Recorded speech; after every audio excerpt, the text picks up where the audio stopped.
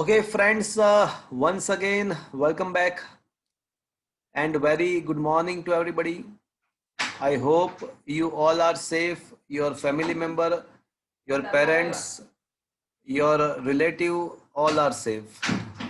And you are enjoying this new era, this new way of learning. Friends, on the last lecture, we had just finished the chapter number 6. આપણે chapter number 6 finished કરી ચૂક્યા છીએ. Chapter number 6 ની અંદર જે textual MCQ આપણા નોટ્સની પાછળ જે એમસીક્યુ આપ્યા હોય એના માટે એક અલગથી લેક્ચરની લિંક મેં તમને આપણા એપ્લિકેશન્સની અંદર ઓલરેડી મેં મૂકેલી છે અને સ્વ અધ્યયન પોથીના એમસીક્યુ તમારે સોલ્વ કરવાના છે, એના ડાઉટ્સ મને પૂછવાના છે. પણ એ તમારા સ્વ અધ્યયન પોથીના જે ડાઉટ્સ છે એ આપણે નેક્સ્ટ લેક્ચરમાં લઈશું. આજે ચેપ્ટર નંબર 7 એક નવું ચેપ્ટર બોર્ડની એક્ઝામમાં 8 માર્ક્સનું વેઇટેજ ધરાવે છે. ચેપ્ટર નંબર 7 ઓલ્ટરનેટિંગ કરંટની આજે આપણે વાત કરીશું. મિત્રો, આ ચેપ્ટર ખૂબ જ સરળ છે, મહદઅંશે મેથેમેટિકલ છે. જો તમે સાથે સાથે આ ચેપ્ટર કરી નાખો અને બે વખત હોમવર્ક સમજપૂર્વક લખી નાખો તો સીધા બોર્ડની એક્ઝામની અંદર તમે પ્રિપેરેશન કરો તો પણ ચાલે, એ ટાઈપનું ચેપ્ટર છે. માર્ક્સ આપે એવું ચેપ્ટર છે, સ્કોરિંગ ચેપ્ટર છે, પણ જરૂરી છે કે તમે સાથે સાથે કામ કરો. જ્યાં આગળ ચેપ્ટર 6 ની અંત છે, ત્યાં જ ચેપ્ટર 7 ની શરૂઆત છે. ચેપ્ટર નંબર 6 માં છેલ્લી થિયરી તમને યાદ હોય તો એસી જનરેટર અથવા એસી ડાયનેમો એવું આપણે ભણ્યા હતા. તો એસી જનરેટર વડે જે વોલ્ટેજ ઉત્પન્ન થાય એ સમય સાથે આવર્ત રીતે બદલાતા હોય છે. જનરેટરની અંદર જે વોલ્ટેજ ઉત્પન્ન થાય છે એ સમય સાથે આવર્ત રીતે બદલાતા હોય છે. એટલા માટે જ આ વોલ્ટેજને ઓલ્ટરનેટિંગ વોલ્ટેજ અને તેના વડે જે પ્રવાહ રચાશે એને ઓલ્ટરનેટિંગ કરંટ કહેવાય. મિત્રો, ઇલેક્ટ્રોનિક્સ ઉપકરણો જેવા કે કમ્પ્યુટર છે, જેવા કે મોબાઈલ છે, કેલ્ક્યુલેટર છે, તો એ બધા ડીસી વોલ્ટેજ પર કામ કરે છે. આપણી પાસે જે પેન્સિલ સેલ હોય ને, પેન્સિલ સેલ અથવા જે બટન સેલ હોય, બટન સેલ, એ જેને ડીસી સપ્લાય પૂરો પાડે છે. ડીસી વોલ્ટેજ, અચળ વોલ્ટેજ પૂરા પાડે છે. 1.5 વોલ્ટનો પેન્સિલ સેલ હોય તો એના વોલ્ટેજ 1.5 વોલ્ટ ફિક્સ્ડ જ હોય, અચળ હોય. તો એ અચળ વોલ્ટેજ પૂરા પાડે છે. પણ આપણા ઘરમાં જે આપણે સપ્લાયમાં પ્લગમાં જે વોલ્ટેજ આવે છે ને, પ્લગની અંદર, એ પાવર સ્ટેશનમાંથી આપણા ઘર સુધી જે વોલ્ટેજ આવે છે એ ઓલ્ટરનેટિંગ વોલ્ટેજ હોય છે, એસી વોલ્ટેજ હોય છે. ઇન શોર્ટ, આપણે બે પ્રકારના ઇલેક્ટ્રિસિટીનો યુઝ કરીએ છીએ. સમય સાથે ના બદલાતો હોય તેવો વોલ્ટેજ, જેને ડીસી ડાયરેક્ટ વોલ્ટેજ કહેવાય, ડાયરેક્ટ કરંટ કહેવાય, અને સમય સાથે બદલાતું હોય જેને ઓલ્ટરનેટિંગ કરંટ કહેવાય. મિત્રો, સમય સાથે બદલાતા હોય તેવા પ્રવાહને ઓલ્ટરનેટિંગ કરંટ અને સમય સાથે બદલાતા હોય તેવા વોલ્ટેજને ઓલ્ટરનેટિંગ વોલ્ટેજ એવું કહેવાય. પણ હવે જેને નામ અહીંયા એસી વોલ્ટેજ અને એસી કરંટ થોડું મિસગાઈડ કરે છે, એટલે આમ બોગસ નામ છે. એસી નો મતલબ શું થયો? એસી નો મતલબ જ ઓલ્ટરનેટિંગ કરંટ. હવે એસી વોલ્ટેજ એટલે ઓલ્ટરનેટિંગ કરંટ વોલ્ટેજ એવું થાય, અને એસી કરંટ એટલે ઓલ્ટરનેટિંગ કરંટ એવું થાય. પણ હવે આ એક મિસ્ટેક છે, ઇન્ટરનેશનલ લેવલે સ્વીકારાયેલી મિસ્ટેક છે કે સમય સાથે બદલાતો વોલ્ટેજ હોય ને તો ખરેખર એને એવી કહેવું જોઈએ, ખાલી એવી ઓલ્ટરનેટિંગ વોલ્ટેજ કહેવું જોઈએ. પણ એના બદલે એ લોકો ઇન્ટરનેશનલ લેવલે એસી વોલ્ટેજ અને એસી કરંટ એવું જ બોલાય છે. એસી વોલ્ટેજ અને એસી કરંટ એવું જ બોલાય છે, ખરેખર ભૂલ છે. ઓલ્ટરનેટિંગ એસી વોલ્ટેજ નો મતલબ ઓલ્ટરનેટિંગ કરંટ વોલ્ટેજ એવું થાય, ચાલે. પણ મિત્રો, આખા વર્લ્ડની અંદર બધે જ કોઈ પણ કન્ટ્રીમાં સપ્લાય ઘરમાં જે સપ્લાય આવે ને એ હંમેશા એસી સ્વરૂપે જ આવે છે. પાવર સ્ટેશનમાંથી ઘર સુધી જે વોલ્ટેજ આવતો હોય ને એ એસી સ્વરૂપે જ આવે છે. તો એનું કારણ છે. તમને એમ ક્વેશ્ચન આવતા કે સાહેબ એ કેમ ડીસી સ્વરૂપે કેમ ના આવતો હોય? એ આખા વર્લ્ડમાં કોઈ પણ ઘર હોય, કોઈ પણ જગ્યા હોય, કોઈ પણ કન્ટ્રીઝ હોય, તો ત્યાં પાવર સ્ટેશનમાંથી જે વોલ્ટેજ ઘરમાં આવતો હોય ને એ ઓલ્ટરનેટિંગ સ્વરૂપે જ આવતો હોય, ડીસી સ્વરૂપે ના આવે. એનું કારણ છે એસી વોલ્ટેજ અને એસી સપ્લાય ના ડીસી સપ્લાયના સાપેક્ષે અમુક બેનિફિટ્સ છે. બે ઘણા બધા બેનિફિટ્સ છે, પણ બે મુખ્ય બેનિફિટ છે. એક બેનિફિટ એ છે કે આપણે એસી વોલ્ટેજનું મૂલ્ય વધઘટ કરી શકીએ છીએ ટ્રાન્સફોર્મર નામના ઉપકરણ વડે એસી વોલ્ટેજનું મૂલ્ય આપણે વધારી કે ઘટાડી શકીએ છીએ. ડીસીમાં આવું શક્ય નથી. ડીસી વોલ્ટેજનું મૂલ્ય વધારવું કે ઘટાડવું અઘરું છે. બાકી ટ્રાન્સફોર્મર વડે એસી વોલ્ટેજનું વધારી કે ઘટાડી શકાય છે. આ પહેલો ફાયદો. અને બીજો ફાયદો એ છે કે તમે લાંબા અંતરો સુધી જો ડીસી વોલ્ટેજને તમે મોકલો ને ડીસી સપ્લાયને તો ખાસી ઉર્જા વેડફાઈ જાય છે. પણ એસી વોલ્ટેજને આપણે કદાચ ભૂતકાળમાં ભણી ચૂક્યા છીએ કે એસી વોલ્ટેજ જો ઊંચા વોલ્ટેજે ટ્રાન્સમિટ કરવામાં આવે તો વોલ્ટેજ વધારો તો પ્રવાહ ખૂબ જ ઘટી જાય, અને પ્રવાહ ઘટી જાય તો I²R અનુસાર પ્રવાહ ખૂબ જ ઘટી જતા I²R અનુસાર ઉષ્મા સ્વરૂપે વેડફાતો પાવર પણ ઘટી જાય. એટલે પાવર ટ્રાન્સમિશન છે ને એ તમે ડીસી વડે કરો ને ડીસી વડે તો ખાસી ઉર્જા વેડફાતી હોય છે. પણ એસી વોલ્ટેજને આપણે કરકસરયુક્ત એટલે ઓછી ઉર્જાના વપરાશ સાથે એક જગ્યાએથી બીજી જગ્યાએ ટ્રાન્સમિટ કરી શકીએ છીએ. તો આવા અમુક બેનિફિટ્સ છે એસી સપ્લાયના ડીસીની સાપેક્ષે. એટલે આખા વર્લ્ડની અંદર ડોમેસ્ટિક એપ્લિકેશન ઘર વગેરેમાં હંમેશા એસી સપ્લાયનો જ યુઝ થતો હોય છે.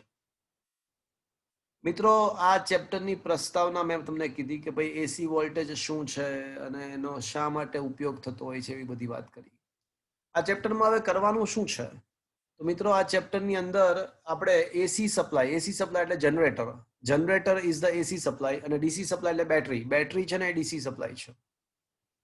તો જનરેટર એટલે કે એસી સપ્લાય સાથે આપણે અવરોધ, ઇન્ડક્ટર, કેપેસિટર અથવા અવરોધ, ઇન્ડક્ટર, કેપેસિટરના અલગ અલગ પ્રકારના કોમ્બિનેશન્સ આપણે જોઈન્ટ કરીશું અને દરેક કિસ્સામાં પ્રવાહ કેટલો વહે છે એના વિશે જાણકારી મેળવવાનો પ્રયત્ન કરીશું. તો આ ચેપ્ટરનો મેઇન ટાસ્ક એ છે કે જનરેટર એટલે કે એસી સપ્લાય સાથે માત્ર અવરોધ, માત્ર ઇન્ડક્ટર, માત્ર કેપેસિટર વગેરે જેવા ઘટકો આપણે જોડીશું અને એ જોડાણ બાદ પરિપથમાં પ્રવાહ કેટલો વહેશે, કેવો વહેશે એની આપણે ચર્ચા કરીશું. તો મિત્રો, હવે આપણે આ ચેપ્ટરનો સૌથી પહેલો ક્વેશ્ચન હવે ડિસ્કસ કરવા તરફ જઈ રહ્યા છીએ. મિત્રો,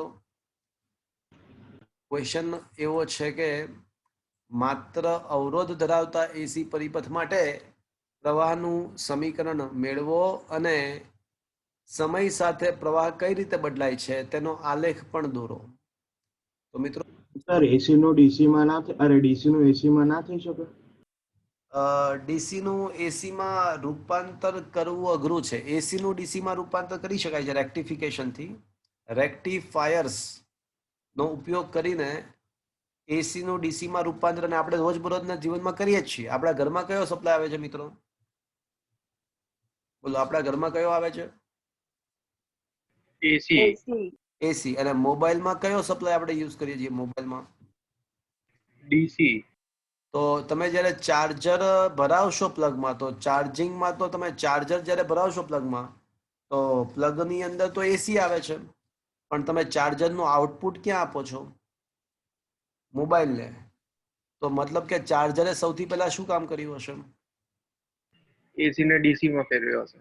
હા, અને એ જે પરિપથો છે ને એને રેક્ટિફાયર્સ કહેવાય. તો એ રેક્ટિફાયરની ચર્ચા આપણે 14મા ચેપ્ટરમાં કરવાની આવશે.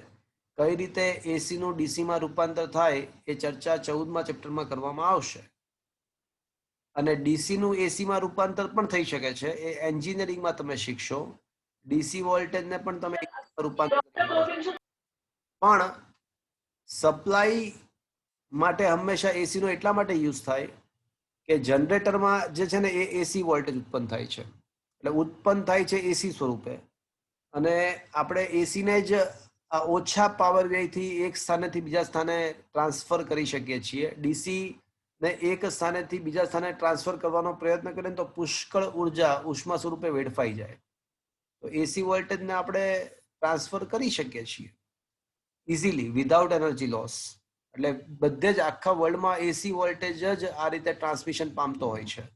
પણ ઘરમાં જે ઇલેક્ટ્રોનિક્સ ઉપકરણ છે એ તો ડીસી પર કામ કરે છે, તો કંઈ વાંધો નહીં. તો પછી ઘરમાં જે એસી વોલ્ટેજ આવે એને આપણે ઘણીવાર શું કરીશું, ડીસીમાં કન્વર્ટ કરી અને પછી વાપરીશું. ઓકે, તો તમારો ક્વેશ્ચન એવો હતો કે શું ડીસી નું એસી કે એસી નું ડીસીમાં રૂપાંતર શક્ય છે? બંને વસ્તુ શક્ય છે. ઘરમાં સામાન્યતઃ આપણે એસી નું ડીસીમાં રૂપાંતર કરતા હોઈએ છીએ, અને અમુક સ્પેશિયલ સંજોગોમાં ડીસી નું પણ એસીમાં રૂપાંતર કરવાનું હોય છે. એ તમે એન્જિનિયરિંગમાં ભણશો. Okay, is it okay? હા સર. તો સર ડીસી આપણે ક્યાંય લઈ જવું હોય તો એને પહેલા એસી માં કન્વર્ટ કરી દઈએ, પછી જ્યાં પહોંચાડી દીધું પછી પાછું એસી નું ડીસી પણ માં એમને કરીએ તો ચાલે? એવું કરવાની જરૂરત શું છે? કોઈ પણ જગ્યાએ તમે જશો ત્યાં એસી તો આપણી પાસે અવેલેબલ જ છે ને. આખા ઇન્ડિયામાં તમે કોઈ પણ જગ્યાએ જાઓ આપણી પાસે એસી તો અવેલેબલ છે જ. તો શું કામ ને આપણે ડીસી ને એસીમાં લઈ રૂપાંતર કરીએ? ઉત્પન્ન કયા સ્વરૂપે, જનરેટરમાં ઉત્પન્ન કયા સ્વરૂપે થાય છે? એસી સ્વરૂપે. અને આપણે એ જ એસી સપ્લાયને અલગ અલગ ઘરોમાં બધે મોકલી દીધો છે. તો હવે ડીસી નું એસીમાં રૂપાંતર કરવાની જરૂરિયાત શું છે? સામાન્ય સંજોગોમાં નથી કોઈ જરૂરિયાત. અને એક સ્થાનેથી બીજા સ્થાને ડીસી ને લઈ જવો હોય તો પાવર બેંક લઈ જાઓ. સામાન્ય રીતે નાનો વોલ્ટેજ તમારે લઈ જવો હોય તો નો યુઝ કરો. તો પાવર બેંક એ જ છે, તમને ડીસી વોલ્ટેજ પૂરો પાડે છે, સોર્સ છે પાવર બેંક ડીસી વોલ્ટેજનો. ઓકે, તો તમારો શું પર્પસ છે, શું કહેવા માંગો મને ખ્યાલ નથી આવતો, ફરી વાર બોલો. એટલે સર આપણે તમે કહો છો કે ડીસી ને આપણે એક જગ્યાએથી બીજી જગ્યાએ લઈ જઈએ તો બહુ પુષ્કળ ઉર્જા વેડફાઈ જાય, તો પહેલા હા, આપણે વાહક ડીસી નું વાહક વાહક તાર મારફતે લઈ જઈએ, વાહક તાર મારફતે. હા, તો આપણે પહેલા ડીસી નું એસી માં કન્વર્ટ કરી હું તને દેવાનું, પછી વા- એસી મોકલી દેવાનું. હા હા, વાત સાચી. પણ સોર્સ માંથી કયો સપ્લાય મળે છે આપણને? એટલે આપણી પાસે અત્યારે તો ડીસી છે અને આપણે કયો એસી ડીસી માં આપણી પાસે? ક્યાં ડીસી છે? કઈ જગ્યાએ ડીસી છે આપણી પાસે? આપણી પાસે ડીસી ક્યાં છે? આપણી પાસે એસી જ છે. એસી સપ્લાયને જ આપણે, હા, જનરેટરની અંદર એસી જ ઉત્પન્ન થાય. ડીસી વોલ્ટેજ જે છે ને એ બેટરી વડે ઉત્પન્ન કરાવી શકાય, બીજા બધા ઉપકરણ વડે, બીજા એક બે કિસ્સાઓ છે બેટરી વડે ડીસી ઉત્પન્ન કરાવી શકાય બીજા.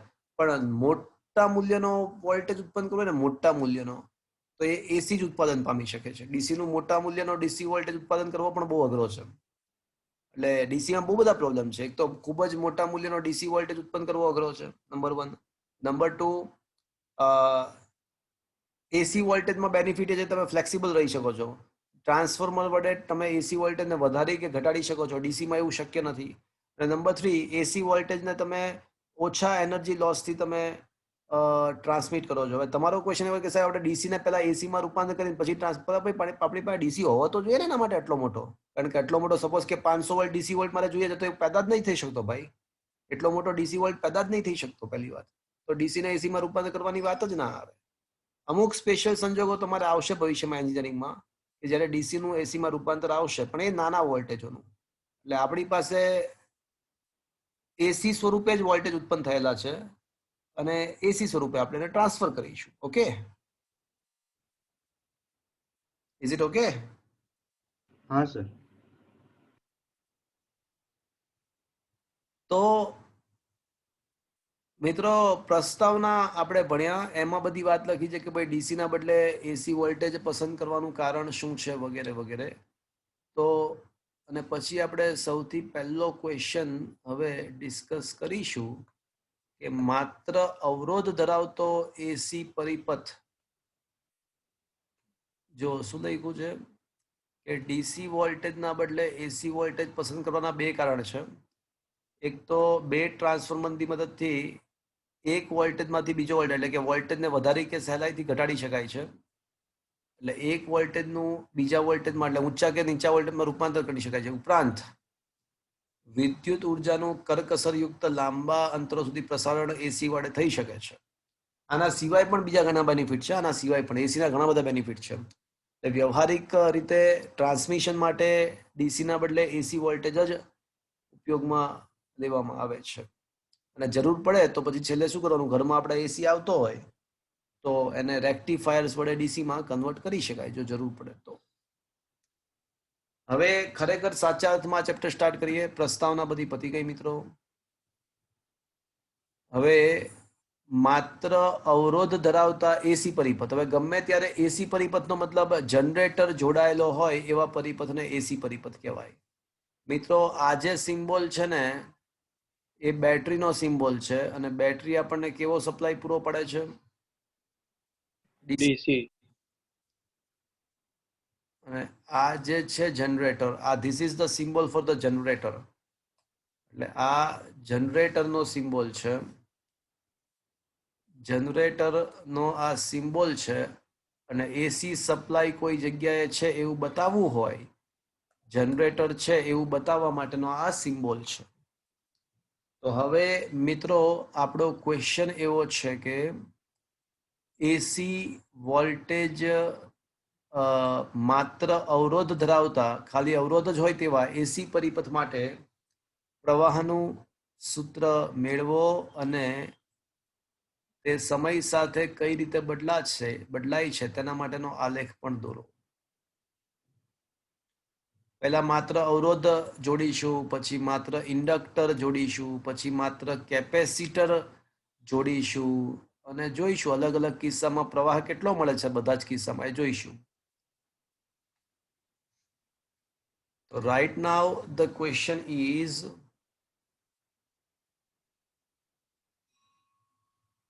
માત્ર અવરોધ ધરાવતા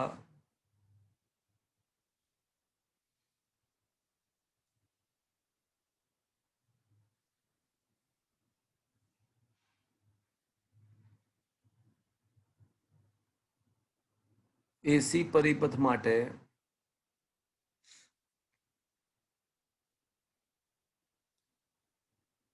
પ્રવાહનું સૂત્ર મેળવો તથા I અને V વર્સિસ તથા પ્રવાહ I અને વોલ્ટેજ V વર્સિસ સમયના આલેખ દોરો.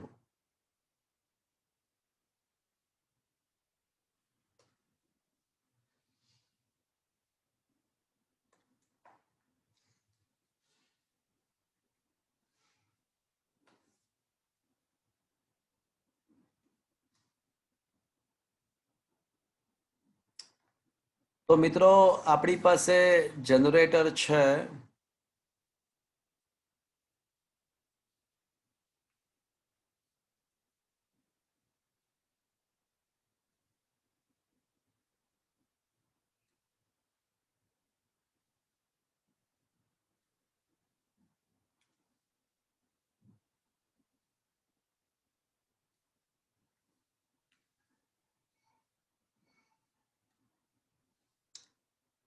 માની લો કે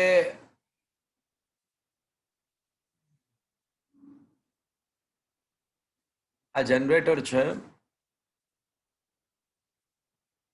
અને જનરેટર આપણને એસી વોલ્ટેજ પૂરો પાડે છે અને એની સાથે માત્ર અવરોધ, એટલે આ પરિપથમાં તમે જોઈ શકો છો કે માત્ર અને માત્ર એક અવરોધ જ મેં જોડ્યો છે. માત્ર અવરોધ જોડી અને પરિપથ પૂર્ણ કરેલ છે.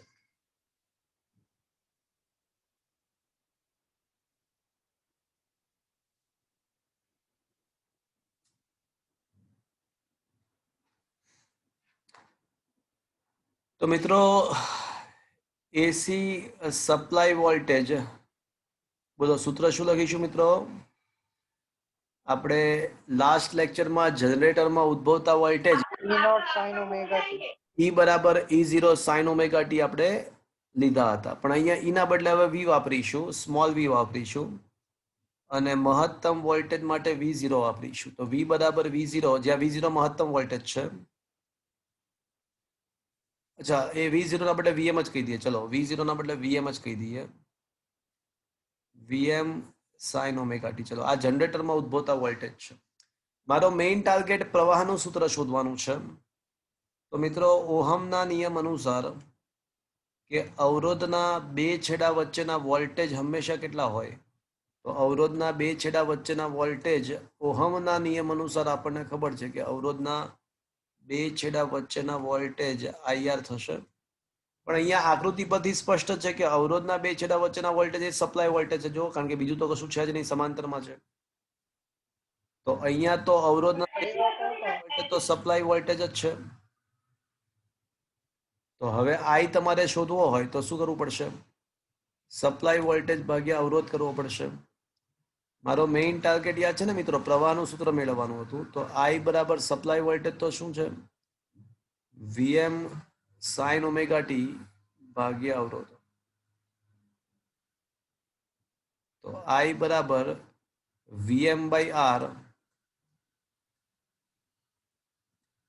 Vm બાય I એટલે Im sin ઓમેગા t, જ્યાં Im બરાબર Vm બાય R. મહત્તમ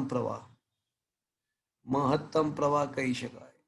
તો મિત્રો, આપણને પ્રવાહનું સમીકરણ મળી ગયું. It is very simple question, એક જ સ્ટેપનો ક્વેશ્ચન કહેવાય. આમ તો આ તો લાગે ને 2 માર્ક્સનો ક્વેશ્ચન છે એટલે બધું લખ્યું મેં જોર, બધું લખ્યું, બાકી એક જ સ્ટેપનો છે. I બરાબર V અપોન R. V ની કિંમત મૂકી દીધી એટલે આપણને I નું સૂત્ર મળી ગયું. That's it. તો આ આપણને પ્રવાહનું સમીકરણ મળી ગયું મિત્રો.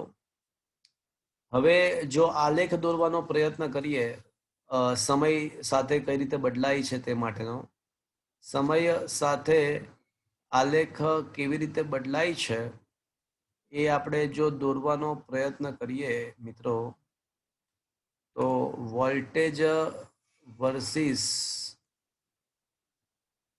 સમય અને પ્રવાહ વર્સિસ સમય નો આલેખ જો દોરવાનો પ્રયત્ન કરીએ તો પહેલા વોલ્ટેજ વર્સિસ સમયનો આલેખ દોરીએ. તો વોલ્ટેજ સાઇન વિધેય અનુસાર બદલાય છે. Vm sin ઓમેગા t આપણે ઓલરેડી 6થા ચેપ્ટરમાં આલેખ દોરી ચૂક્યા છીએ. તો જ્યારે શૂન્ય સમય હશે ત્યારે વોલ્ટેજ શૂન્ય થાય. સમય વધતા વધતા ક્યારેક એવું બનશે કે આ ખૂણો 90 થઈ જાય, sin 91 થઈ જાય, તો વોલ્ટેજ મહત્તમ થાય. સમય વધતા વધતા ક્યારેક એવું બનશે કે આ ખૂણો 180 બને, sin 180 0 થાય, વોલ્ટેજ શૂન્ય બની શકે. વળી પાછો વોલ્ટેજ નેગેટિવ મેક્સિમમ બની શકે 270 માટે, 360 માટે પાછો 0. એટલે મિત્રો, આ વોલ્ટેજની કિંમત જે છે એ સમય સાથે સતત બદલાશે, જેની વાત આપણે ઓલરેડી ચેપ્ટર નંબર 6માં કરી ચૂક્યા છીએ. પણ એકવાર ફરીવાર એ આલેખ દોરી નાખીએ મિત્રો.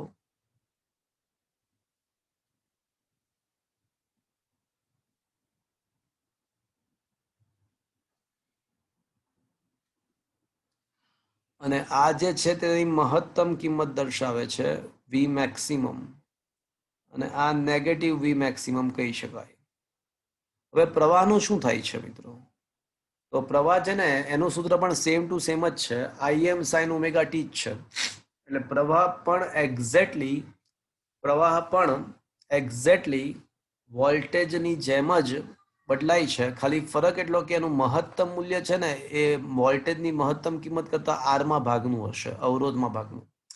એટલે પ્રવાહનું મહત્તમ મૂલ્ય થોડું ઓછું હશે, અવરોધની કિંમત 1 કરતા વધારે છે એવું માની, અને 1 કરતા મોટી, સામાન્ય સંજોગોમાં અવરોધનું મૂલ્ય 1 કરતા મોટું જ હોય, 5 ઓહમ 10 ઓહમ. તો પ્રવાહનું મહત્તમ મૂલ્ય વોલ્ટેજ કરતા આરમાં ભાગનું, આર બરાબર માની લો કે 2 લઈ લઈએ તો બીજા ભાગનું થઈ જાય, 4 લઈ લઈએ તો ચોથા ભાગનું થઈ જાય. ઇન શોર્ટ, પ્રવાહનું જે મૂલ્ય છે ને એ વોલ્ટેજ કરતા થોડું ઓછું રહેશે, બાકી આલેખ તો સેમ ટુ સેમ જ આવશે. એટલે પ્રવાહનો જો આલેખ બનાવવામાં આવે તો એ આલેખ પણ વોલ્ટેજ જેવો જ મળશે, સાથે શૂન્ય, સાથે મહત્તમ, સાથે નેગેટિવ મેક્સિમમ, એટલે આલેખ સમગ્રતયા સેમ ટુ સેમ જ રહેશે, પરંતુ ખાલી ફરક એટલો કે એનું મહત્તમ મૂલ્ય થોડું ઓછું હશે. એની કળા સમાન છે. જો ઓમેગા ટી અહીંયા પણ ઓમેગા ટી, અહીંયા પણ ઓમેગા ટી, એટલે ખૂણો સમાન રીતે બદલાય છે. એટલે બંને માટે સમય સાથે ફેરફાર સમાન રીતે થશે. સાથે શૂન્ય, સાથે મહત્તમ, સાથે પાછું શૂન્ય, સાથે નેગેટિવ મેક્સિમમ, બધું એઝ ઇટ ઇઝ. શું મિત્રો આ સમજમાં આવ્યું? તો પહેલો ક્વેશ્ચન આ ચેપ્ટરનો પતી ગયો. માત્ર અવરોધ ધરાવતા પરિપથ માટે પ્રવાહનું સૂત્ર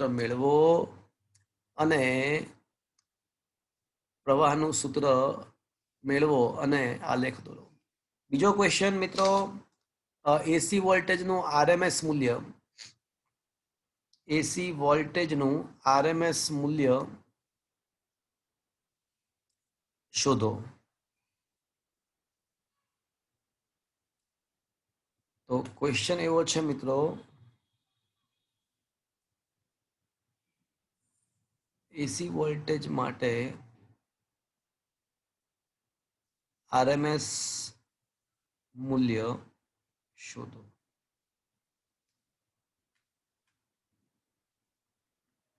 હવે સૌથી પહેલા આરએમએસ કોને કહેવાય? ચલો, તમને કોઈને ખ્યાલ છે મિત્રો? આપણે 11th સ્ટાન્ડર્ડ ની અંદર આરએમએસ ની વાત કરી હતી. કોઈને ખ્યાલ છે તમારામાંથી? વેગનું RMS. હા, વેગનું આરએમએસ. પણ આરએમએસ શું? અત્યારે તો વોલ્ટેજ નું આરએમએસ છે, પણ આરએમએસ શું હતું પેલા? કોઈને યાદ છે? Root mean square. આરએમએસ નું ફૂલ ફોર્મ છે રૂટ મીન સ્ક્વેર. તો આરએમએસ નું ફૂલ ફોર્મ છે રૂટ મીન સ્ક્વેર. વર્ગમૂળ, મીન એટલે સરેરાશ, અને સ્ક્વેર એટલે વર્ગ. તો વર્ગની ઉલટું સરેરાશનું વર્ગમૂળ. કોઈ પણ ભૌતિક રાશિનું આરએમએસ મૂલ્ય તમારે શોધવું હોય તો એનો વર્ગ કરવાનો, પછી એની સરેરાશ કાઢવાની, વર્ગની સરેરાશ, અને એ સરેરાશ કાઢીને પછી વર્ગમૂળ કાઢવાનું. તો વર્ગની સરેરાશનું વર્ગમૂળ તમે કરો તો તે ભૌતિક રાશિનું તમને આરએમએસ મૂલ્ય મળી જાય. તો હવે આપણે અહીંયા આગળ છે ને વોલ્ટેજનું આરએમએસ મૂલ્ય શોધવાનું છે, એસી વોલ્ટેજનું. મિત્રો, એસી વોલ્ટેજ માટે વીએમ સાઇન ઓમેગા ટી પણ લઈ શકો છો, વીએમ કોસ ઓમેગા ટી પણ લઈ શકો છો. આપણે આ ચેપ્ટરમાં વીએમ સાઇન ઓમેગા ટી લઈને ચાલીશું. તો આપણને ખબર છે કે એસી વોલ્ટેજનું જે સૂત્ર છે તો એ વી બરાબર વીએમ સાઇન ઓમેગા ટી છે. હવે હું છે ને પહેલા એનો વર્ગની સરેરાશ કાઢીશ. તો VM square sine square omega T. ચલો, સરેરાશમાં વી સ્ક્વેર એટલે સરેરાશમાં વીએમ સ્ક્વેર. હવે વીએમ સ્ક્વેર તો અચળ છે, વીએમ સ્ક્વેર તો સરેરાશની બહાર આવી જશે. પણ યાદ કરો, આપણે ચેપ્ટર નંબર 6 માં સાઇન સ્ક્વેર ઓમેગા ટી ની સરેરાશ ઓલરેડી કાઢી ચૂક્યા છે. તમને યાદ છે કોઈને શું જવાબ આવશે? Sine square half. શું આવશે? 1/2. 1/2 આવે. કઈ રીતે આવ્યું હતું? તો યાદ કરો મિત્રો, સાઇન સ્ક્વેર થીટા એટલે 1 માઇનસ કોસ 2 થીટા બાય 2 થાય. 1 માઇનસ કોસ 2 થીટા બાય 2 થાય. એટલે આ થઈ જશે વીએમ સ્ક્વેર બાય 2. અચ્છા, અથવા એમ એક કામ કરીએ, 1/2 ની સરેરાશ માઇનસ 1/2 કોસ 2 ઓમેગા ટી ની સરેરાશ. પણ મિત્રો, વાત થયેલી છે કે સાઇન વિધેય કે કોસાઇન વિધેયની સરેરાશ હંમેશા શું આવે મિત્રો? શૂન્ય આવે. અને અચળ પદની સરેરાશ યથાવત રહેશે. 1/2 ની સરેરાશ તો 1/2 જ આવે, આની 0 આવે. તો આમ સાબિત થાય છે કે સરેરાશ વી સ્ક્વેર બરાબર વીએમ સ્ક્વેર બાય 2. તો તમારે જો વીઆરએમએસ ને કેપિટલ વી કહીશું, વીઆરએમએસ તમારે શોધવું હોય, વોલ્ટેજનું આરએમએસ મૂલ્ય, તો મિત્રો આખા ચેપ્ટરમાં આરએમએસ માટે છે ને કેપિટલ વી વાપરીશું આપણે. તત્કાલીન વોલ્ટેજ આ છે ને, તત્કાલીન સમય સાથે જે વોલ્ટેજ બદલાતો એને તત્કાલીન વોલ્ટેજ કહેવાય. તો તત્કાલીન માટે સ્મોલ શબ્દ, સ્મોલ સિમ્બોલ વાપરીશું અને આરએમએસ માટે કેપિટલ વી સિમ્બોલ વાપરીશું. તો આરએમએસ તમારે શોધવું હોય તો આનું વર્ગમૂળ લેવું પડે. તો આનું વર્ગમૂળ લો તો શું આવશે મિત્રો? Vm/√2. 1/√2 છે ને મિત્રો 0.7071 થાય. તો 0.707 Vm પણ તમે લખી શકો છો. એટલે આમ સાબિત થાય છે કે આરએમએસ મૂલ્ય એ મહત્તમ મૂલ્ય કરતા 0.707 ગણું છે. આરએમએસ મૂલ્ય મહત્તમ મૂલ્યના 0.707 ગણું થાય. તો મિત્રો આ વર્ગની સરેરાશનું વર્ગમૂળ એટલે આરએમએસ કિંમત શું છે મિત્રો, તમને ખ્યાલ આવ્યો? અને વોલ્ટેજની આરએમએસ મૂલ્ય કેટલું મળ્યું તમને ખ્યાલ આવ્યો? ચાહે મિત્રો સાઇન, જો વીએમ સાઇન ઓમેગા ટી કે કોસાઇન વિધેય, જો કોસાઇન વિધેય તો શું આવે જો તો 1 - cos 2 થીટાના બદલે 1 પ્લસ આવત, તો છેલ્લે હાફ પ્લસ 0 આવત. તો હાફ -0 કરો કે હાફ પ્લસ 0 કરો, જવાબ તો એનો બોલો, જવાબ તો એનો એ જ આવે આવશે. એટલે જનરેટરના વોલ્ટેજ તમે વીએમ સાઇન ઓમેગા ટી લઈને કરો કે વીએમ કોસ ઓમેગા ટી લઈને કરો, you get the same answer. હવે એક અગત્યની નોંધ સમજી લઈએ મિત્રો.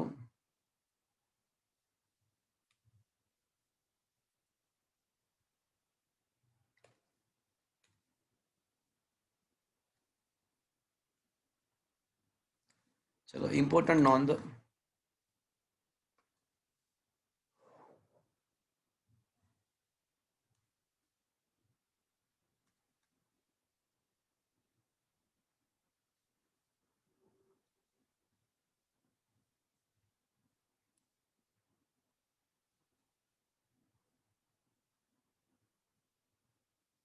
કોઈ પણ વિધેય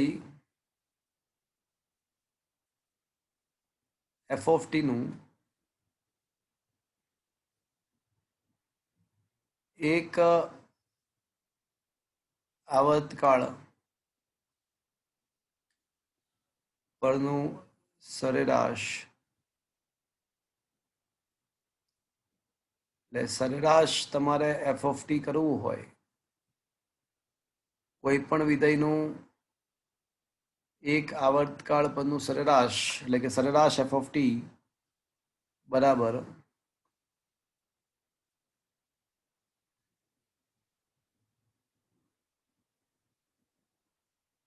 (1/t સંકલન 0 થી t F of T dt. તો મિત્રો આ કોઈ પણ વિધેયની સરેરાશ કાઢવાનો રૂલ છે. આ કોઈ પણ વિધેયની સરેરાશ કાઢવાની મેથડ છે. હવે હું તમને, આપણને લોજિકલી તો ખબર છે કે લોજિકલી સાઇન કે કોસાઇન વિધેય હોય તો એની એક સાયકલ વિચારો તો જેટલો ભાગ ધન હોય ને એટલો જ ભાગ ઋણ હોય સાયકલમાં, જેટલો ભાગ ધન હશે એટલો જ ભાગ ઋણ હશે સાઇન કે કોસાઇન. એટલે સાઇન કે કોસાઇન વિધેયની સરેરાશ 0 આવે એવું લોજિકલી તો ખબર છે, પણ હવે મેથેમેટિકલી પણ હું તમને સાબિત કરી આપું. કોઈ પણ વિધેયની સરેરાશ કાઢવાનું આ સૂત્ર છે, સરેરાશ F of T is equals to 1/t 0 થી t F of T dt. હવે મેથેમેટિકલી આપણે કોસ વિધેય છે એની સરેરાશ કાઢવાનો પ્રયત્ન કરીએ અને let's see it is comes out to be 0 or not.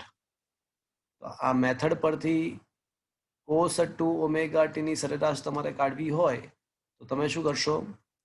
1/t 0 થી t એફ ઓફ ટી તરીકે કોસ 2 ઓમેગા ટી છે dt, એફ ઓફ ટી તરીકે કોસ 2 ઓમેગા ટી dt.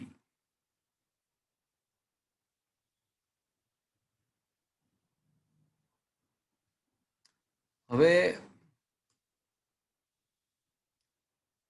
તો બરાબર શું આવશે મિત્રો? તો બરાબર 1/t. ચલો મિત્રો, સાઇન નું વિકલન શું થાય? સાઇન નું વિકલન શું થાય? cos તો સાઇન નું વિકલન કોસ, તો કોસ નું વિકલન minus sin. માઇનસ. હવે કોસ નું વિકલન માઇનસ સાઇન, તો પછી કોસ નું સંકલન sin. કોસ નું સંકલન પ્લસ સાઇન. અને આપણને ખબર છે કે સહગુણક શું થાય સંકલનમાં? છેદમાં આવે. છેદમાં 0 થી t. તો મિત્રો આ થશે 1/2 ઓમેગા ટી સાઇન 2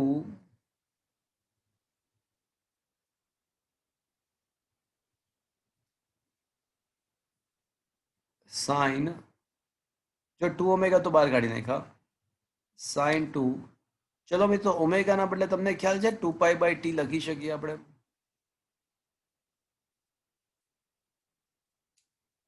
ઓમેગા બરાબર 2π/t. હા. ચલો હવે પહેલા અપર લિમિટ લગાડો, પછી લોઅર લિમિટ લગાવો. હજી તો લિમિટ લગાવી જ નથી. તો આ થઈ જશે સાઇન 2π × 2 એટલે 4π/T, અને પહેલા સ્મોલ ટી ના બદલે કેપિટલ ટી લગાવીએ, અને માઇનસ સ્મોલ ટી ના બદલે 0 લગાવી દઈએ.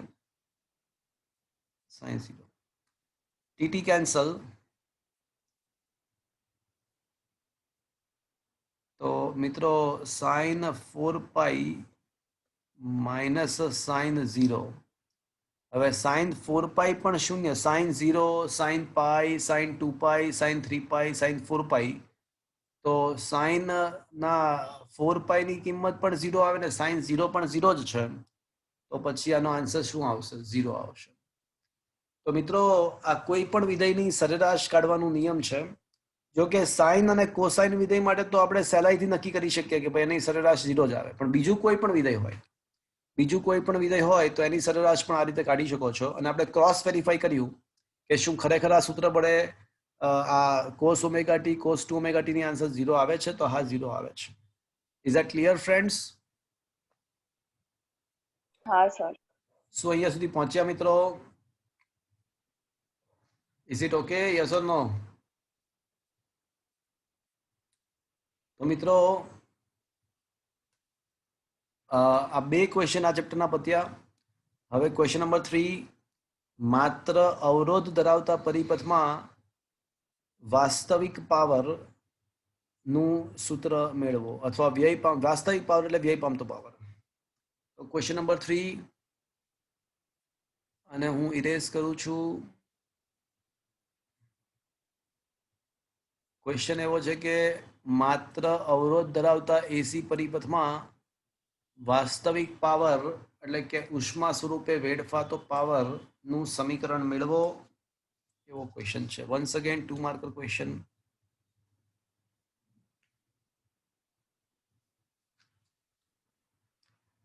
કશિશ ઉપાધ્યાય, કઈ કહેવું છે?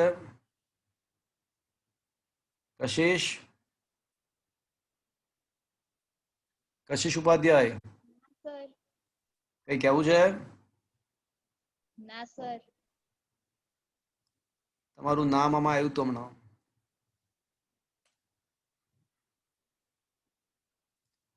ઓકે, ક્વેશ્ચન એવો છે કે માત્ર અવરોધ ધરાવતા પરિપથ માટે વાસ્તવિક પાવર, રિયલ પાવર નું સૂત્ર મેળવો.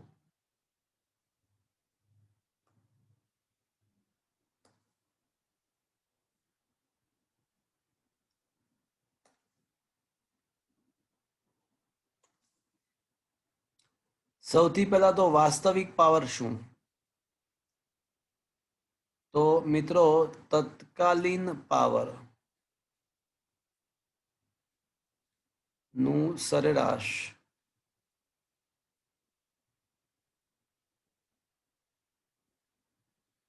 ઇઝ ઇક્વલ્સ ટુ વાસ્તવિક પાવર થાય. તત્કાલીન પાવર ની સરેરાશ એ વાસ્તવિક પાવર છે. ઓકે, તો મિત્રો તમને ખ્યાલ છે કે અવરોધમાં વ્યય પામતો પાવર? બોલો.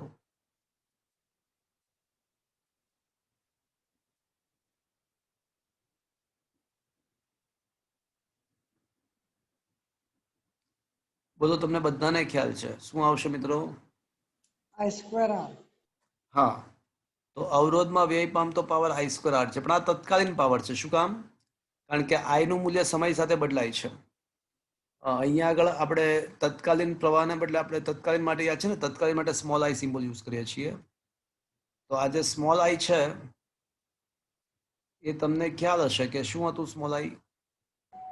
એમ IM sin. Sign omega T. અને આઈએમ જ્યાં પાછું આઈએમ શું હતું યાદ છે ને, પાછું વીએમ બાય આર હતું. માત્ર અવરોધ ધરાવતા પરિપથમાં આઈએમ બરાબર વીએમ બાય આર હતું. હવે આ પ્રોબ્લેમ એ છે કે આ જે પાવર છે ને એ સમય સાથે બદલાય છે, કારણ કે આઈ સમય સાથે. પણ હું તો વાસ્તવિક પાવરની વાત કરું છું. તો વાસ્તવિક પાવરને આને આપણે સ્મોલ પી કહીએ અને વાસ્તવિક પાવરને કેપિટલ પી કહીએ. તો કેપિટલ પી તમારે શોધવો હોય તો શું કરવું પડશે મિત્રો? આ સ્મોલ પી ની સરેરાશ લેવી પડશે, એટલે કે આઈ સ્ક્વેર આર ની સરેરાશ લેવી પડશે. હવે આર તો ફિક્સ્ડ છે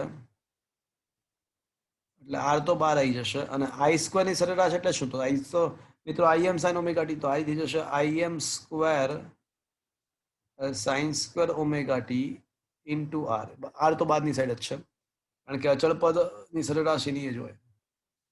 તો હવે મિત્રો આ થઈ જશે આઈએમ સ્ક્વેર ઇન્ટુ આર અને સાઇન સ્ક્વેર ઓમેગા ટી ની સરેરાશ. હવે સીધું લખી નાખો, હું સ્ટેપ લખતો નથી. સાઇન સ્ક્વેર ઓમેગા ટી ની સરેરાશ આપણને ખબર જ છે શું આવવાની છે મિત્રો? 1/2. એ 1/2 જ આવવાની છે, એટલે ફરી વાર લખતો નથી. ઓકે ફ્રેન્ડ્સ, એના બધા જ સ્ટેપ આપણે જાણીએ છીએ. હા કે ના? હા કે ના? હા સર. હા સર. એ સાઇન સ્ક્વેર વિધેય ની સરેરાશ આપણને ઓલરેડી ખબર જ છે કે 1/2 જ આવવાની છે. એના સ્ટેપ એકવાર ચેપ્ટર નંબર 6 ની અંદર આપણે ડિસ્કસ કર્યા હતા. આજે આરએમએસ માં પણ ડિસ્કસ કર્યા. તો આ થઈ જશે IM square into R by 2 થઈ જશે. તો મિત્રો આ વાસ્તવિક પાવર માત્ર અવરોધ, આ માત્ર અવરોધની જ વાત છે, માત્ર અવરોધ ધરાવતા પરિપથમાં. તો વાસ્તવિક પાવર P બરાબર આઈએમ સ્ક્વેર આર બાય 2. પણ મિત્રો શું હું લખી શકું કે આ આઈએમ બાય √2 નો વર્ગ ઇન્ટુ આર છે? અને મિત્રો યાદ કરો, એસી વોલ્ટેજની સરેરાશ આરએમએસ મૂલ્ય યાદ છે તમને શું હતું? એસી વોલ્ટેજનું આરએમએસ મૂલ્ય VM/√2. હા, આપણને ખબર છે કે વી આરએમએસ, જેને આપણે કેપિટલ વી કહીએ છીએ, એ આપણને ખબર છે કે VM/√2 હતું. એ જ પ્રમાણે જો આઈ આરએમએસ ને આપણે કેપિટલ આઈ કહી દઈએ તો એ થઈ જશે IM/√2. તો આ IM/√2 ને બદલે શું લખી શકાય મિત્રો? IRMS. કેપિટલ આઈ. હા, તો આમ સાબિત થાય છે કે માત્ર અવરોધ ધરાવતા પરિપથમાં પાવર વ્યય અથવા વાસ્તવિક power capital I square R, જ્યાં કેપિટલ આઈ બરાબર IRMS છે. તો મિત્રો જે કામ ડીસી પરિપથમાં આપણે છે ને આઈ સ્ક્વેર આર લખતા જ હતા, આઈ સ્ક્વેર આર લખતા જ હતા, પણ ડીસી પરિપથમાં આઈ એ ડીસી પ્રવાહ હતો અને અહીંયા આઈ એ આરએમએસ પ્રવાહ છે. તો ડીસી પરિપથમાં જે કામ ડીસી પ્રવાહ કરે છે એ જ કામ એસી પરિપથમાં કોણ કરે છે? ડીસી પરિપથમાં જે કામ પ્રવાહ આઈ કરે છે એ જ કામ એસી પરિપથમાં આઈ આરએમએસ કરે છે. બીજી વસ્તુ કે મિત્રો આ આરએમએસ કિંમત લાવ્યા કેમ પિક્ચરમાં? તો મિત્રો આપણા ઘરમાં તો આપણને ખબર છે કે ઓલ્ટરનેટિંગ વોલ્ટેજ આવે છે, અને ઓલ્ટરનેટિંગ વોલ્ટેજનો મતલબ સમય સાથે તેનું મૂલ્ય સતત બદલાતું હોય. છતાં પણ આપણે ઘરમાં એવું બોલીએ છીએ કે આપણા ઘરમાં 230 વોલ્ટ આવે છે, 230 વોલ્ટનો એસી વોલ્ટેજ આવે છે. તો હવે આપણને ખબર છે કે કમબખત આ એસી વોલ્ટેજ તો સમય સાથે સતત બદલાય છે, તો પછી આ 230 વોલ્ટ એવું કેમ બોલીએ છીએ? તો ભાઈ એ 230 વોલ્ટની આરએમએસ મૂલ્ય છે. એટલે કશું ઉલ્લેખ ના કર્યો હોય, કશું મેન્શન ના કર્યું હોય તો એવું કહી શકાય કે એસી વોલ્ટેજ કંઈ આપ્યો હોય આપણને અને કશું મેન્શન ના કર્યું તો સમજવું કે તેની આરએમએસ મૂલ્ય છે, એ તેનું આરએમએસ મૂલ્ય છે. તો કશું મેન્શન ના કર્યું હોય તો સમજવું કે આપણને જે પ્રવાહ આપ્યો છે એસી પ્રવાહ અથવા એસી વોલ્ટેજ, એ તેની RMS કિંમત છે એવું સમજવું. Is that clear friends? તમે આને VRMS સ્ક્વેર અપોન R પણ લખી શકો, capital V square by R પણ લખી શકો છો આ પાવરને, બીકોઝ IRMS બરાબર VRMS બાય IRMS બરાબર VRMS બાય R થાય. કેપિટલ I બરાબર V બાય R થાય, કેપિટલ V બાય R. તો મિત્રો આપણે એવું બોલતા હોઈએ છીએ કે આપણા ઘરમાં 230 વોલ્ટ 5 એમ્પિયરનો વોલ્ટેજ આવે છે, તો એનો મતલબ કે આ 230 વોલ્ટ એટલે વોલ્ટેજની RMS કિંમત થઈ, અને 5 એમ્પિયર એટલે પ્રવાહની RMS કિંમત થઈ. અમુક સ્પેશિયલ ટાઈપના મીટર અને વોલ્ટમીટર આવે છે, તો એ મીટર અને વોલ્ટમીટર AC પ્રવાહ કે વોલ્ટેજના RMS મૂલ્ય માપતા હોય છે, કારણ કે વાસ્તવિક મૂલ્ય તો સતત સમય સાથે, પ્રવાહ કે વોલ્ટેજ તો સમય સાથે સતત બદલાતો હોય છે. તો AC મીટર કે વોલ્ટમીટર જે માપે છે તે RMS મૂલ્ય માપે છે. તો ફાઇનલી મિત્રો આપણને વાસ્તવિક પાવર માત્ર અવરોધ ધરાવતા પરિપથ માટે વાસ્તવિક પાવરનું સૂત્ર મળી ગયું. હવે મિત્રો ક્વેશ્ચન એવો છે કે માત્ર ઇન્ડક્ટર ધરાવતા પરિપથમાં, ચલો અવરોધની વાર્તા બધી પતી ગઈ, અવરોધની બધી જ વાર્તાઓ પતી ગઈ. હવે આ બધી જ વાર્તાઓ અત્યારે જે પણ કઈ ક્વેશ્ચન અવરોધ માટે આપણે ભણ્યા એ બધા જ ક્વેશ્ચન શાના માટે ભણીશું પાછા? ઇન્ડક્ટર માટે. ઇન્ડક્ટર માટે ભણીશું. તો ઇન્ડક્ટર માટે ભણીએ એ પહેલા એક નવો ક્વેશ્ચન મારે તમને શીખવાડવો પડશે. ક્વેશ્ચન એવો છે કે ફેઝર એટલે શું? ફેઝર વિશે માહિતી આપો. ક્વેશ્ચન ઇન્ડક્ટરનો ક્વેશ્ચન સમજીએ એ પહેલા એક ક્વેશ્ચન સમજી લઈએ. ક્વેશ્ચન એવો છે કે ફેઝર એટલે શું, તે કેવી રીતે દોરાય?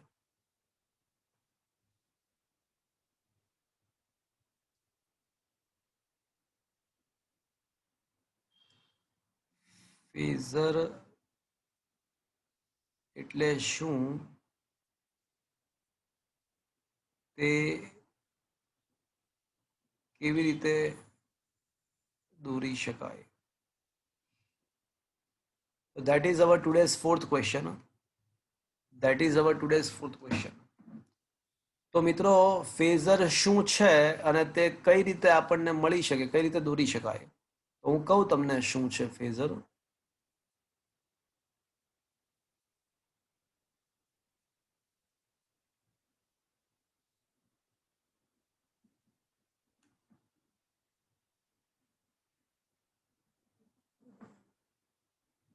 ફેઝર એ કોઈ આવર્ત વિધેય એટલે સમય સાથે બદલાતું હોય, જેમ કે sign omega T, cos omega T, જે સમય સાથે આવર્ત રીતે બદલાતું હોય, સતત આવર્ત રીતે એટલે ઉલટ સુલટ, તો તે આવર્ત વિધેય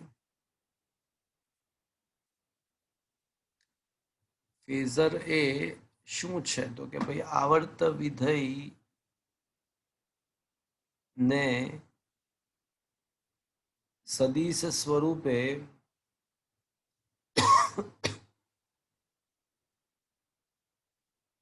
રજૂ કરવાની રીત છે. તો ફેઝર એ બીજું કશું નથી પરંતુ કોઈ આવર્ત વિધેયને સદિશ સ્વરૂપે રજૂ કરવાની રીત છે. ઓકે, માની લો કે મારી પાસે કોઈ આવર્ત વિધેય, ધારો કે કોઈ આવર્ત વિધેય વોલ્ટેજ છે, ધારો કે મારી પાસે કોઈ આવર્ત વિધેય તરીકે વોલ્ટેજ છે, તો વોલ્ટેજનું સૂત્ર શું છે મિત્રો? Vm sin omega T. મિત્રો મારે આ આવર્ત વિધેયને સદિશ સ્વરૂપે રજૂ કરવું છે, તો કોઈ મને કહેશે સદિશ દોરવા માટે આપણી પાસે બે વસ્તુ હોવી જોઈએ. કોઈ મને કહેશે કે બે વસ્તુ? મૂલ્ય અને દિશા. મૂલ્ય અને દિશા. તો આપણને ખબર છે કે સદિશ રજૂ કરવા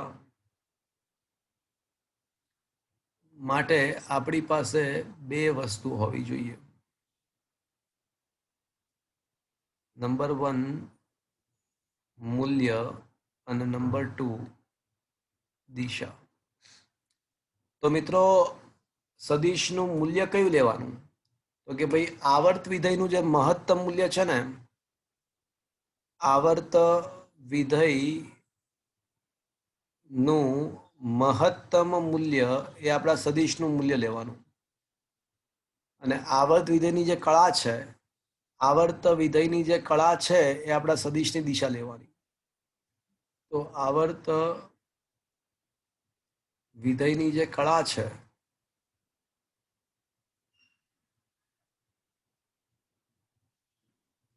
એ સદિશની, હા બોલો. નેગેટિવ મહત્તમ કે પોઝિટિવ મહત્તમ? ના, એનું મૂલ્ય માત્ર સદિશનું મૂલ્ય કોઈ દિવસ નેગેટિવ હોઈ શકે? સદિશનું મૂલ્ય કોઈ દિવસ નેગેટિવ હોઈ શકે? ના.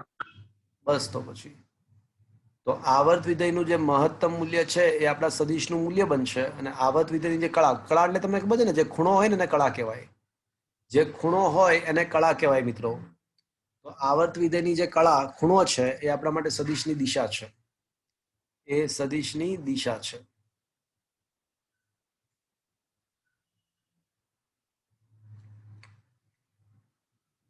તો મિત્રો હવે મારે એક સદિશ દોરવો છે XY સમતલમાં. તો સદિશની તીરની લંબાઈ, સદિશના તીરની લંબાઈ કેટલી રાખીશું મિત્રો? એના મહત્તમ મૂલ્ય છે. હા, એ તેના મહત્તમ મૂલ્ય જેટલી.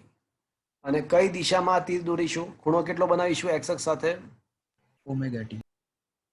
તો ઓમેગા ટી ખૂણો બનાવતી દિશામાં વીએમ લંબાઈની તીર દોરીએ વીએમ લંબાઈનું, તો એ આપણા માટે શું થઈ ગયું કહેવાય? તો એ ફેઝર ડાયાગ્રામ દોર્યો કહેવાય, ફેઝર રજૂ કર્યો કહેવાય. તો મિત્રો ફેઝર કઈ રીતે દોરી શકાય ખ્યાલ આવ્યો? આવર્ત વિધેયનું મહત્તમ મૂલ્ય એ સદિશનું મૂલ્ય બનશે અને આવર્ત વિધેયનો જે ખૂણો એટલે કે કળા છે એ સદિશની દિશા બનશે. પણ મિત્રો તમે મને વિચારીને કહો કે શું આ ખૂણો સમય સાથે ફિક્સ્ડ રહેશે કે બદલાશે? બદલાશે. બદલાશે, કારણ કે એમાં સમય આવે છે. તો મિત્રો જેમ જેમ જેમ સમય વધતો જાય તેમાં ખૂણો પણ વધતો જશે. ખૂણો 0, 90, 180, 360, 720, 360, 720 ચાલ્યા કરશે.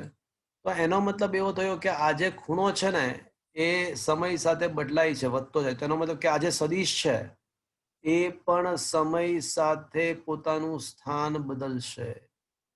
અને ઘડિયાળનો કાંટો જે રીતે ફરતો હોય એ રીતે આ સદિશ પણ સમય સાથે બદલાતો જશે, ફરતો જશે.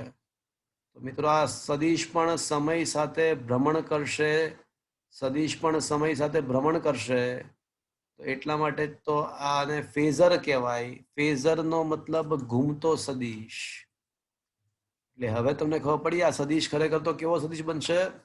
અને ફેઝર એટલા માટે કહેવાય કારણ કે આ સમય સાથે ઘૂમશે, એને ઘૂમતો સદિશ કહેવાય ફેઝર એટલે. તો શું મિત્રો તમને આ થિયરી સમજમાં આવી? ફેઝર ડાયાગ્રામ શું છે અને કઈ રીતે દોરી શકાય? Is that clear? હા સર. ઓકે. હવે મિત્રો આપણે માત્ર ઇન્ડક્ટર, અત્યાર સુધી આપણે અવરોધ સાથે સંકળાયેલી વાતચીત કરી. હવે ક્વેશ્ચન એવો છે કે માત્ર ઇન્ડક્ટર ધરાવતા એસી પરિપથમાં, અત્યાર સુધી જે પણ ચર્ચાઓ હતી એ માત્ર અવરોધની હતી. હવે માત્ર ઇન્ડક્ટર ધરાવતા એસી પરિપથમાં આપણે પ્રવાહનું સૂત્ર તારવીશું અને પ્રવાહ અને વોલ્ટેજના સમય સાથેના આલેખ અને એના ફેઝર ડાયાગ્રામ એ બધું આવતા લેક્ચરમાં કરીશું. અત્યારે માત્ર આપણે સૂત્ર તારવીશું. તો આજનો છેલ્લો અને પાંચમો ક્વેશ્ચન, આજનો છેલ્લો અને પાંચમો ક્વેશ્ચન કે માત્ર અવરોધ ધરાવતા એસી, સોરી, માત્ર ઇન્ડક્ટર ધરાવતા એસી પરિપથની અંદર પ્રવાહનું સૂત્ર તારવો એવો ક્વેશ્ચન છે.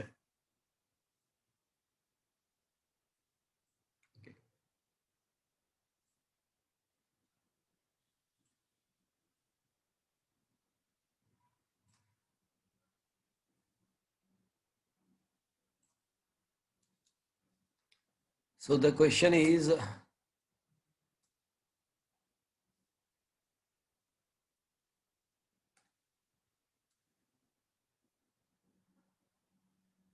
માત્ર ઇન્ડક્ટર ધરાવતા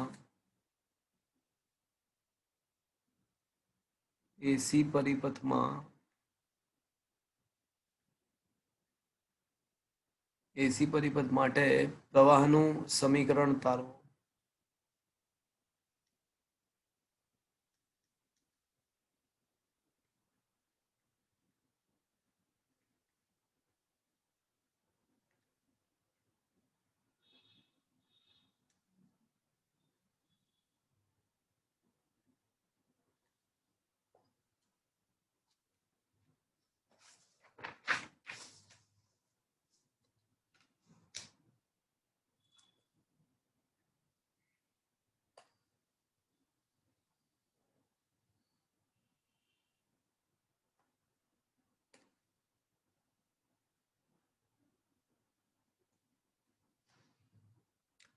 ચલો મિત્રો, મારી પાસે એસી પરિપથ છે. એસી પરિપથનો મતલબ એવો થયો કે જેમાં સોર્સ તરીકે જનરેટર હોય, જેમાં સપ્લાય તરીકે જનરેટર હોય, એવા પરિપથને એસી પરિપથ કહેવાય.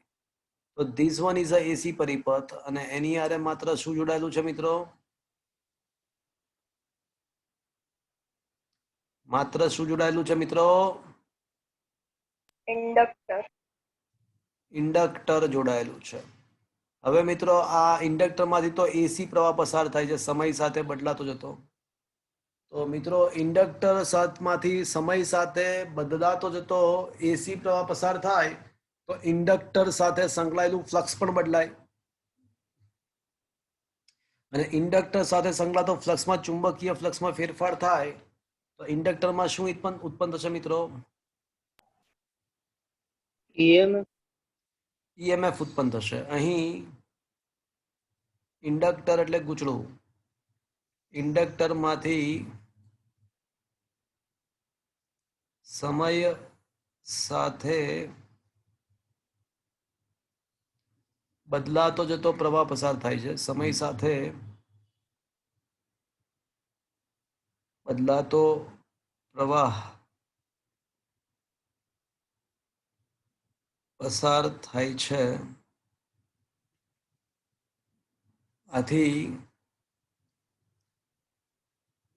તેની સાથે સંકળાતા ચુંબકીય ફ્લક્સમાં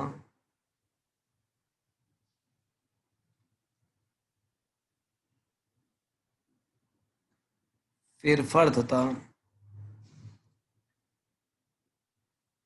તેમાં ઈએમએફ ઉત્પન્ન થાય છે. અને કોઈ મને કહેશે ઇન્ડક્ટરના વોલ્ટેજ કેટલા હશે?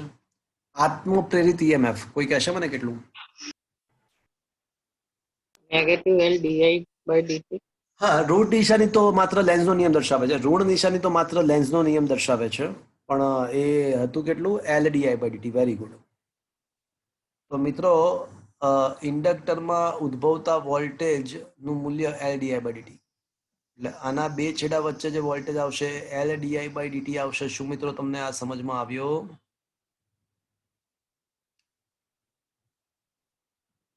પરિપથમાંથી વહેતો પ્રવાહ સ્મોલ આઈ ધારીએ તો શું આ સમજમાં આવ્યો? તો હવે સમાંતર જોડાણના નિયમ અનુસાર સ્પષ્ટ જ છે કે જનરેટરના બે છેડા અને ઇન્ડક્ટરના બે છેડા એકબીજાની સમાંતરમાં છે. તો જનરેટરના વોલ્ટેજ ઇક્વલ્સ ટુ ઇન્ડક્ટરના બે છેડા વચ્ચેના વોલ્ટેજ એવું લખી શકાય મિત્રો. સમાંતરમાં વોલ્ટેજ સમાન હોય. હા કે ના મિત્રો? હા સર. તો જનરેટરના બે છેડા વચ્ચેના વોલ્ટેજ બરાબર ઇન્ડક્ટરના વોલ્ટેજ. તો આમ સાબિત થાય છે કે ઇન્ડક્ટરના વોલ્ટેજ તો L/dI/dt છે અને જનરેટરના વોલ્ટેજ તો કેટલા છે મિત્રો?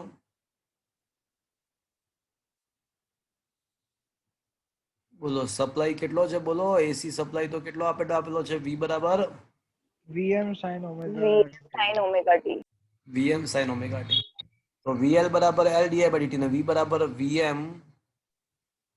અચ્છા, ઉલટું લખી દો ને એટલે કન્ફ્યુઝન ના થાય તમને. Supply, okay.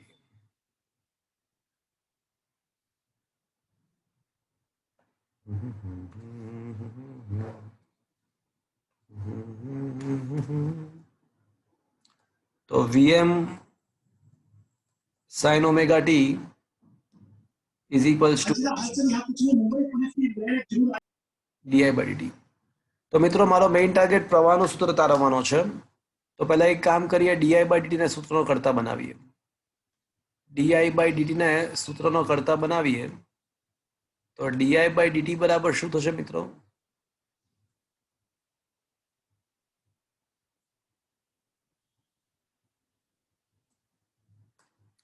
Vm/L into sin omega t.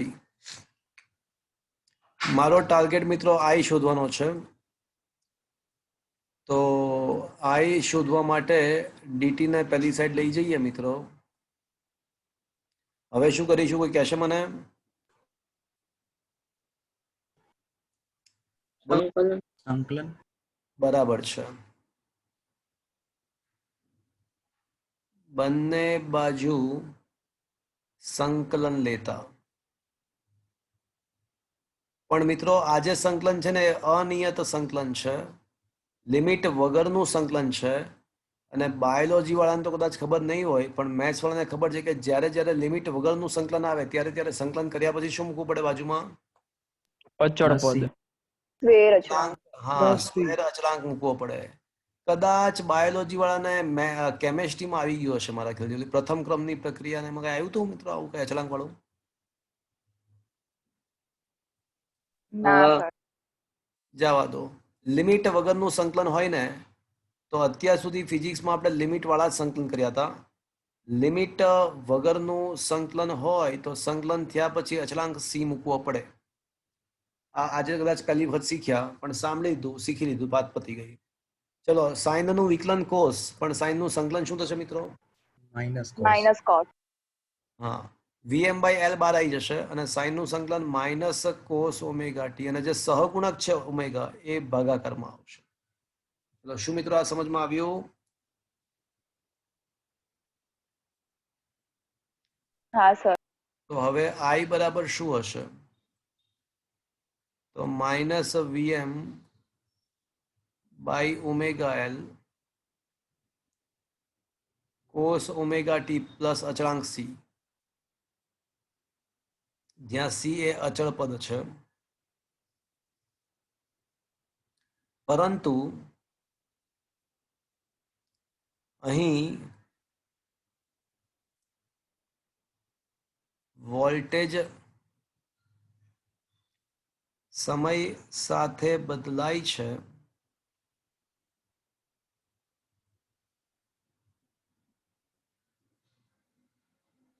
આથી પ્રવાહ પણ સમય સાથે આવત રીતે બદલાતો જ હોય. આથી પ્રવાહ પણ સમય સાથે આવર્ત રીતે બદલાશે. પ્રવાહ પણ સમય સાથે આવર્ત રીતે બદલાય છે. આથી પ્રવાહમાં કોઈ અચળ પદ હોઈ ના શકે. પ્રવાહના સૂત્રમાં કોઈ અચળાંક, અચળ પદ સમય સાથે બદલાતું ના હોય એવું પદ, સમય સાથે બદલાતું ના હોય એવું પદ ના હોઈ શકે. તો એનો મતલબ કે તો પછી લો અચળાંક બરાબર સી બરાબર શું લેવાનું આવશે? તો પછી કોઈ અચળ પદ હોવું જ ના જોઈએ. તો સી બરાબર શું હોવું જોઈએ?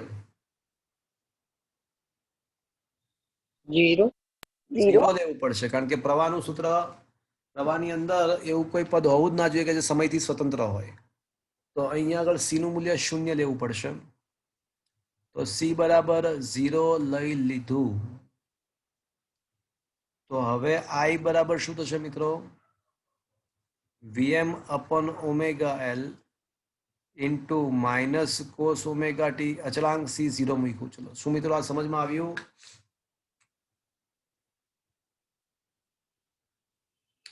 હા સર. આ સમજમાં આવ્યો? Is it clear? હવે મિત્રો મારી વાત ધ્યાનથી સાંભળજો. બાયોલોજી વાળા મારી વાત ખાસ ધ્યાનથી સાંભળજો. સાઇન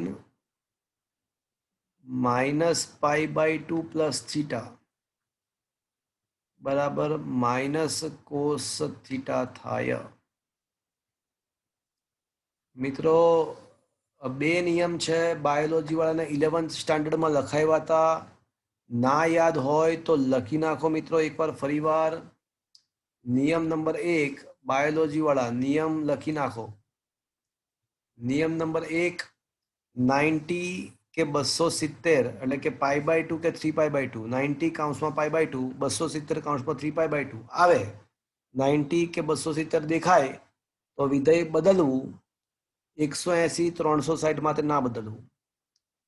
આઈ રિપીટ, રૂલ નંબર 1, 90 270 માટે એટલે કે π/2 3π/2 માટે વિધેય બદલવું, પાઈ કે 2π એટલે કે 180 360 માટે ના બદલવું. Rule number 1. રૂલ નંબર 2 કે આન્સર ધન કે ઋણ તેનો આધાર ચરણ પર રહેલો છે. આન્સર ધન લખવો કે ઋણ લખવો એનો આધાર ચરણ પર રહેલો છે. ધીસ ઇઝ અ ફર્સ્ટ ચરણ.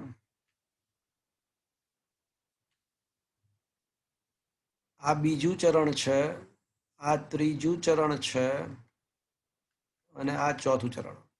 આ 0 ડિગ્રી, આ 90, આ 180, 280. વિષમ ઘડી દિશામાં જાઓ તો ખૂણો વધતો જાય, વિષમ ઘડી દિશામાં જાઓ તો ખૂણો વધતો જાય. પહેલા ચરણમાં બધા જ વિધેય પોઝિટિવ, ઓલ પોઝિટિવ. બીજા ચરણમાં સાઇન વિધેય, ત્રીજામાં ટેન વિધેય અને ચોથામાં કોસાઇન વિધેય પોઝિટિવ. એટલે બે જ રૂલ છે. રૂલ નંબર 1, 90 270 માટે વિધેય બદલવું, વિધેય બદલવું એટલે સાઇનનું કોસ, કોસનું સાઇન કરવું, અને 180 360 માટે ના બદલવું. Rule number 1. Rule number 2, answer ધન કે ઋણ તેનો આધાર ચરણ પર રહેલો છે. આન્સર ધન લખવો કે ઋણ લખવો તેનો આધાર ચરણ પર રહેલો છે. હવે ચલો મિત્રો, સાઇન ઓફ -π/2. જો તમે છે ને ધન દિશામાં આગળ વધો તો ખૂણો વધતો જાય, પણ -π/2 નો મતલબ શું થયો કે તમારે વિષમ ઘડી દિશાના બદલે સમઘડી દિશામાં જવું પડશે.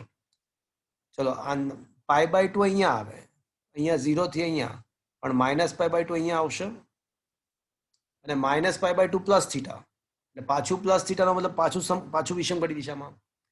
વિષમ ઘડી દિશામાં ખૂણો વધતો જાય, ખૂણો વધે. -π/2 એટલે ઊંધા ચાલ્યા પહેલા માઇનસ, અને પાછા પ્લસ થીટા એટલે અહીંયા પહોંચ્યું. એટલે કયા ચરણમાં પહોંચ્યું મિત્રો? આ -π/2 થીટા પ્લસ થીટા કયું ચરણ આવશે? પહેલું, બીજું, ચોથું કયું ચરણ આવશે?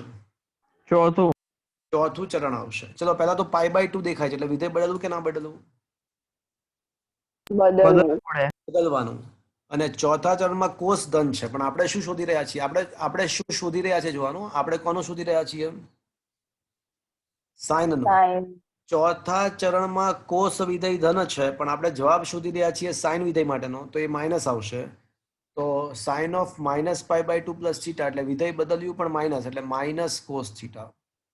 તો sine of -π/2 plus theta is equals to minus cos theta. તો આથી ઉલટું પણ સાચું, આથી ઉલટું પણ સાચું. એ તો પછી માઇનસ કોસ થીટાના બદલે આપણે શું લખી શકીએ? માઇનસ કોસ થીટાના બદલે શું લખી શકાય?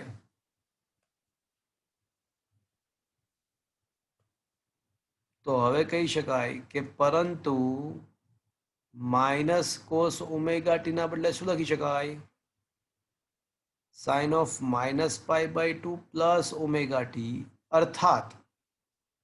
અર્થાત સાઇન ઓમેગા ટી -π/2. શું મિત્રો આ સમજમાં આવ્યું? હવે આ માઇનસ કોસ ઓમેગા ટી ની બદલે હું શું લખી શકું? તો કે ભાઈ સાઇન ઓમેગા ટી -π/2. તો હવે મૂકી દઈએ. તો હવે મિત્રો આઈ બરાબર શું થશે? હવે આઈ નું સૂત્ર મળી ગયું. આઈ બરાબર Vm/r ના બદલે જો ઓમેગા એલ આવ્યું. માત્ર અવરોધ માટે રહ્યા છે ને Vm/r આવતું હતું, જ્યારે માત્ર ઇન્ડક્ટર માટે Vm/ωl આવે છે. અને માઇનસ સાઇન થીટા ના બદલે શું આવે? માઇનસ કોસ થીટા ના બદલે sine of omega T -π/2, sine omega T -π/2. અને મિત્રો આ Vm/ωl ને છે ને, ઓમેગા એલ ને એક્સેલ પણ કહેવાય.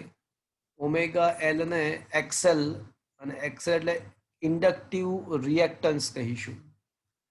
મિત્રો આ સમીકરણ પતી ગયું, પ્રવાહનું સૂત્ર મળી ગયું. શું મિત્રો અહીંયા સુધી પહોંચ્યા બધા? હા સર.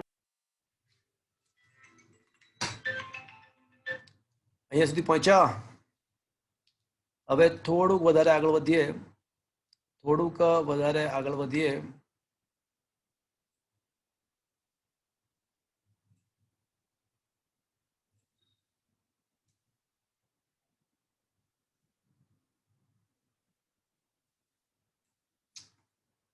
મિત્રો જે પ્રવાહનું સૂત્ર આપણને મળ્યું છે એ શું મળ્યું આપણને માત્ર ઇન્ડક્ટર માટે? બોલો શું મળ્યું? Vm by omega L sin omega inductor t માટે પ્રવાહનું સૂત્ર I બરાબર Vm by omega L sine omega minus pi by 2. એટલે આને હું I બરાબર Im કહી દઉં અને I બરાબર Im કહી દઈએ તો I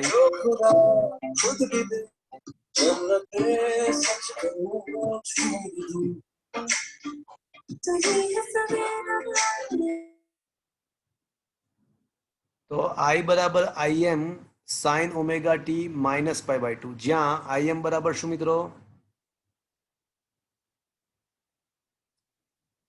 Vm by omega L. આને તમે મિત્રો મારો અવાજ આવે છે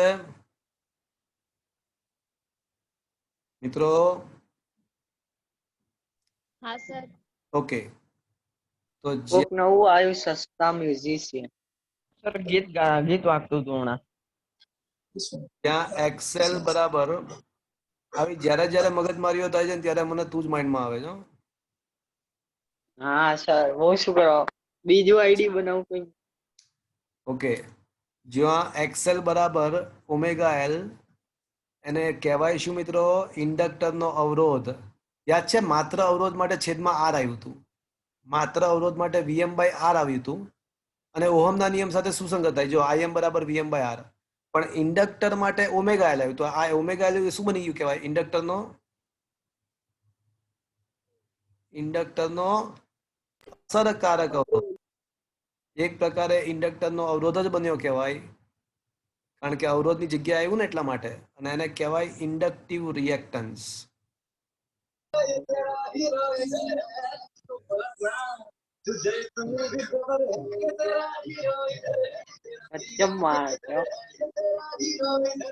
જે વગાડે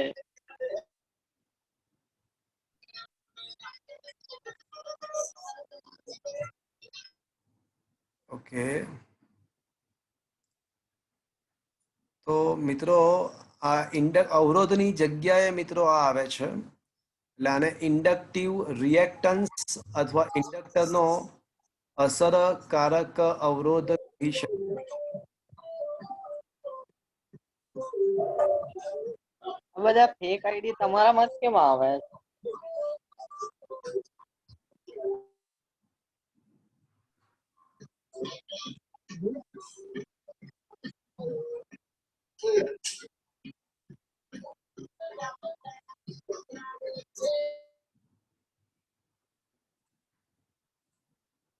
Just a minute, friends. Let me check.